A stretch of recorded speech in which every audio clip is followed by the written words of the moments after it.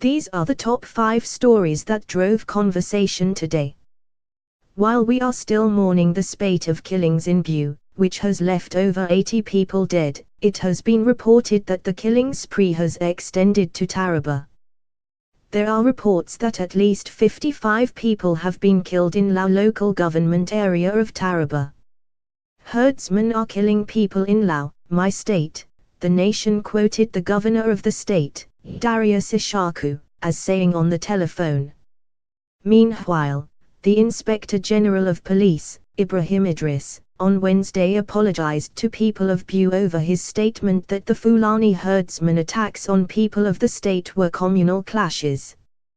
He gave the apology while addressing Bew stakeholders at the Government House in Makurdi. The Independent National Electoral Commission, INEC, on Wednesday, issued certificates of registration to Mrs. Sarah Jubril-led political party, Justice Must Prevail Party, JMPP, alongside 20 other newly cleared political parties. Jubril was a special assistant to former President Goodluck Jonathan on ethics and moral.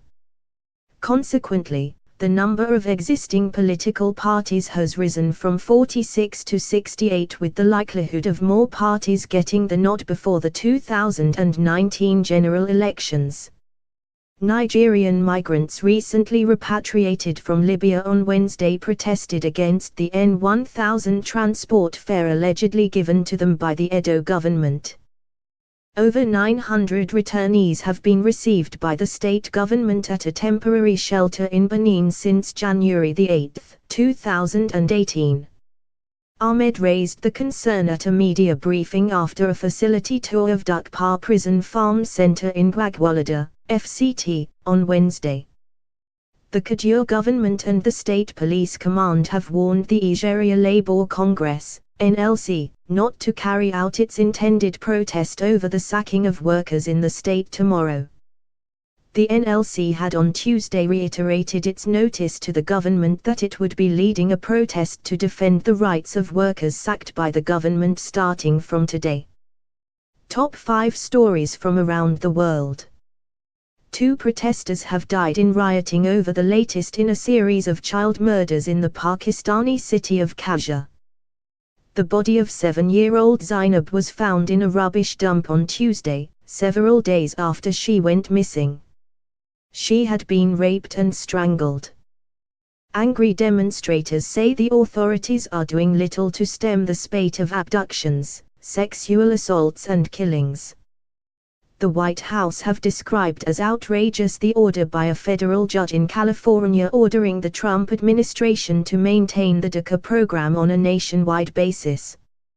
Ethiopia has banned the adoption of children by foreigners amid concerns they face abuse and neglect abroad. Ethiopia is one of the biggest source countries for international adoptions by U.S. citizens, accounting for about 20% of the total. Celebrities Brad Pitt and Angelina Jolie are among those who have adopted children from Ethiopia. The army in Myanmar has admitted for the first time its soldiers were involved in the killing of Rohingya Muslims in recent violence in Rakhine. It said an inquiry had found that 4 members of the security forces were involved in the killing of 10 people in Indin village near Mogdor.